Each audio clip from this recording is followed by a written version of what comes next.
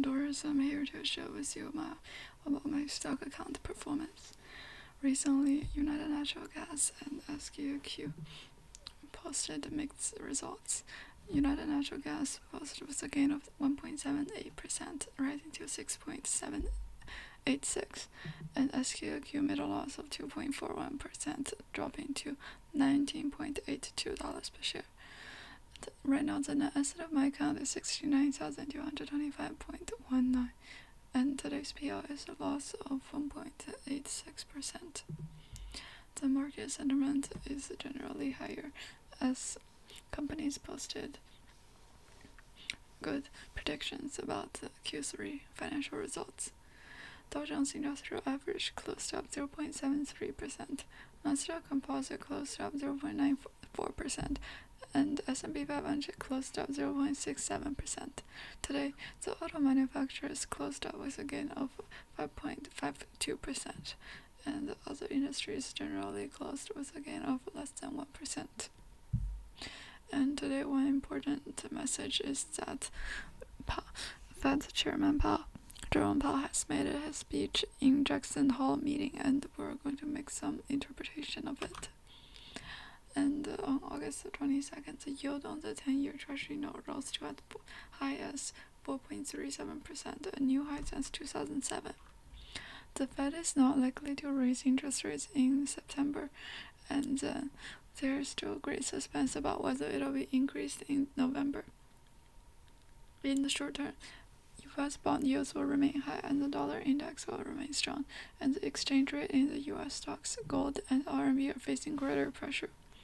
The focus of Powell's speech is still inflation, and the biggest highlight is that the economy may not cool down as expected, thereby exacerbating inflation risks, and more specifically explaining the uncertainty facing the current policy, reiterating the data-dependent decision-making model, and the overall tone is neutral and slightly hawkish.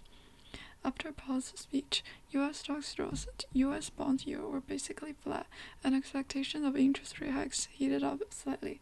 At the present, the market expects a profitability of a rate hike of only 20% in September and about 60% in November. The probability of a rate cut in March next year is about 40%, and the probability of a rate cut in May is about 80%. The rise in the 10-year U.S. Treasury yield since mid-May can be divided into two phases, one from mid-May to the end of June, from 3.4% to 3.7%, almost entirely driven by increasing interest rate hike expectations. Since the end of June, it has risen from 3.7% to a max of 4.37%, showing both the improvement of economic expectations and the rise in inflation expectations. In addition, the increase in U.S. bond issuance since the beginning of June has also contributed to some extent, but is not a dominant factor. Bloomberg survey shows that the current market consensus expects the U.S. economy to more likely to avoid a recession, coupled with the phased rebound of inflation in Q3 and the fact that Fed has not yet turned. U.S. bond yields are likely to remain high in the short term. There is seasonal adjustment pressure on the U.S. equities before the end of September, and the high yield of U.S. bond will further increase the risk of U.S. stocks falling, support the U.S. dollar index to remain strong, and the RMB exchange rate and gold prices are facing greater pressure. Powell's speech focused on inflation progress and the path ahead. It discussed the reasons for decreasing inflation with objective descriptions but limited new information. Notably, the speech highlighted the risk that the economy may not cool down as expected, worsening inflation concerns. Policy uncertainties were emphasized, and the data-dependent decision-making approach was reiterated. The overall speech is about the inflation review, and that inflation decline has been due to pandemic-related factors and tighter monetary policy.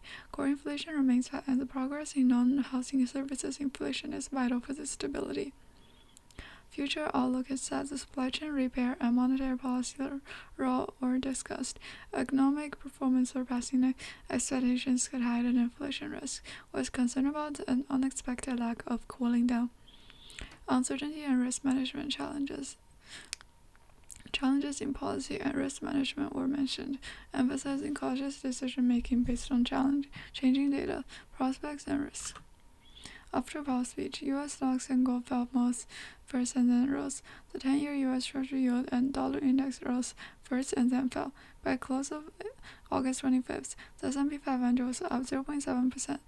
The 10-year yield was flat at 4.24%. The dollar index was up 0.2% at 104.2, and the spot gold was down 0.1% at 14.5 an ounce.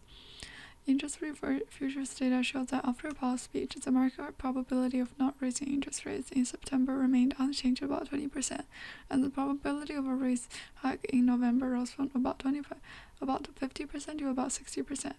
In addition, the market expects the probability of a rate cut in March to be reduced from 60% to about 40%, and the probability of a rate cut in May from 100% to about 80%. According to Bloomberg's data, the market sentiment for Q3 and Q4 U.S. real GDP annualized depreciation rates have been revised up significantly after the end of June, and both have turned from negative to positive.